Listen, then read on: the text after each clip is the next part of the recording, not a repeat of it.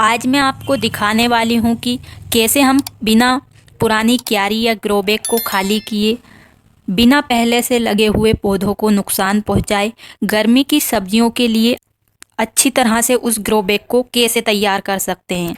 इससे ना सिर्फ हमारी मेहनत बचेगी, बल्कि जो पौधे पहले से लगे हैं वे भी सही से बढ़ेंगे और जो हम नए गर्मी के पौधे लगाएंगे वो भी अच्छे से ग्रोथ करेंगे।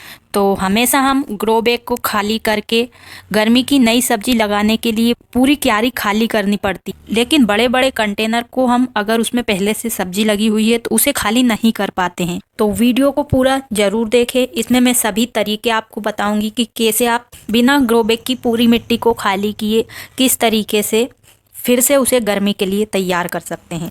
तो मेरा नाम है उर्मिला, आपका स्वागत है हमारे YouTube channel village terrace garden में, जहां पर मैं दिखाती हूं बहुत ही कम बजट में छत पर सब्जियां उगाने के आसान तरीके। अगर आप पहली बार हमारे वीडियो देख रहे हैं तो हमारे चैनल को सब्सक्राइब करें और वीडियो को लाइक करें ताकि आपको ऐसी ही वीडियो मिलती रहे। तो चलिए शुरू करते हैं। तो देखिए, ये है हमारी बड़ी सी क्यारी। इसमें हम गर्मी की सब्जी लगाने की तैयारी करने वाले हैं, लेकिन इस क्यारी में लगे हुए हैं ढेर सारे टमाटर के पौधे और उनमें देखिए बहुत अच्छे टमाटर लग रहे हैं। तो अभी इनमें और भी टमाटर लगेंगे और अभी हम इन्हें नहीं उखाड़ सकते, क्योंकि एक तो हमारे जो बीज हैं वो अभी पौधे बनकर तैयार नहीं हुए हैं, दूसरा इतने दिनों तक हम इनसे फ्रूटिंग ले लेंगे, लेकिन क्यारी भी तैयार करना ज़रूरी है। तो इसके लिए हम क्या करेंगे कि सबसे पहले चेक करना है जो पौधे हमारे ख़राब हैं उनको हमें हटा देना है, और अब हमें जहाँ जहाँ पौधे नहीं लगे हैं तो वहाँ की मिट्टी हमें निकाल लेना है। तो देखिए, मैं इस तरीके से जो पौधे पहले से लगे हुए हैं उनकी जड़ों से थोड़ा दूर जो भी जगह खाली है मैं वहाँ की मिट्टी निकाल रही हूँ। हमें ज़रूरत नहीं होती है तब भी मैं तो इस तरीके से मिट्टी पलटती हूँ, क्योंकि इसमें से ढेर सारा खाद निकलता है। क्योंकि आपने देखा होगा कि जब मैंने इस क्यारी को भरा था तो इसके नीचे मैंने ढेर सारा वेस्ट मटेरियल डाला था, जैसे कागज़, गार्डन वेस्ट, किचन वेस्ट, सूखे हुए पत्ते, इस तरीके से बहुत डाला था और बस थोड़ी सी मिट्टी में मैंने इस क्यारी को भरा था।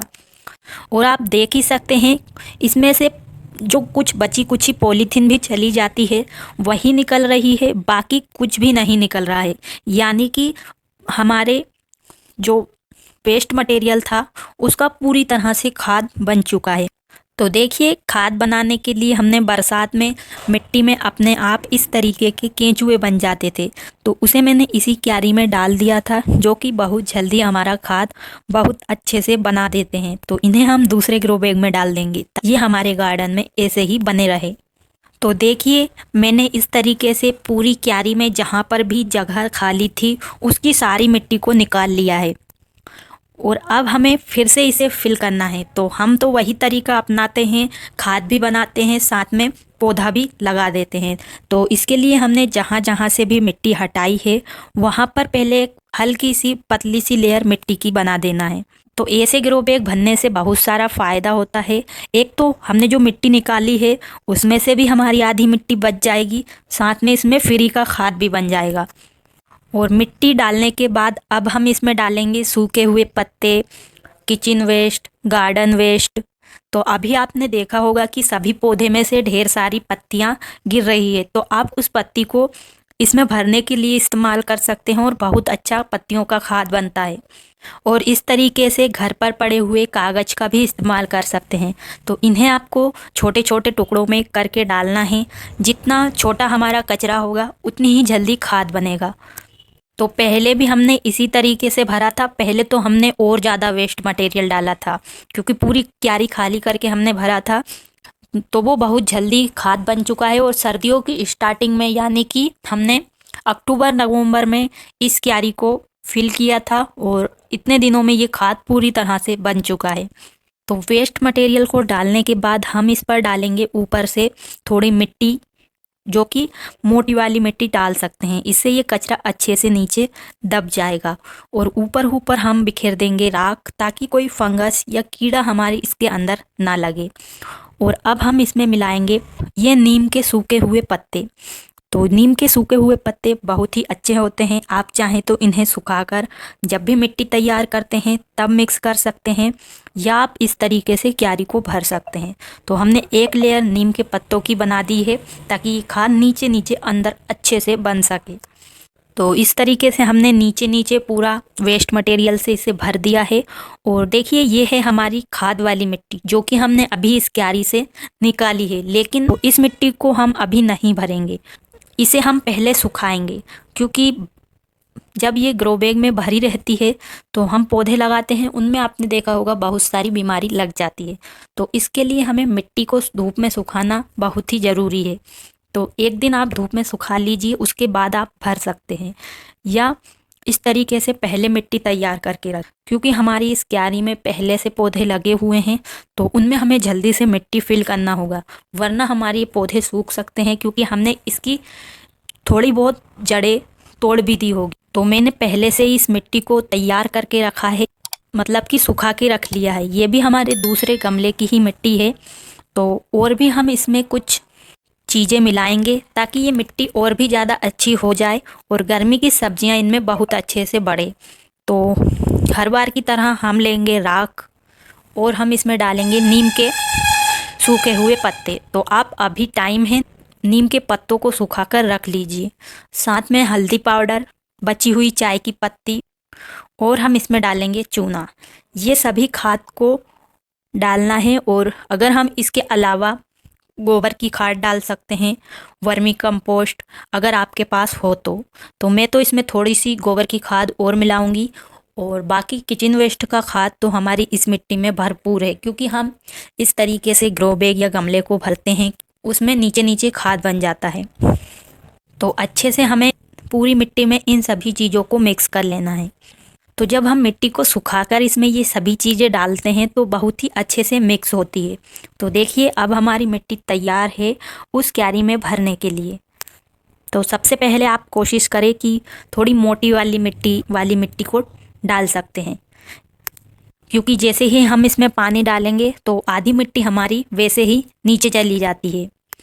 तो आपको एक दो बार करके अच्छे से मिट्टी को इसमें दबाकर भरना है, क्योंकि ग्रो बैग होता तो उसे हम उठाकर नीचे रख देते जिससे सारी मिट्टी बराबर हो जाती। लेकिन ये क्यारी है इसलिए हमें इसमें हाथों से ही अच्छे से दबाकर इसे भरना है।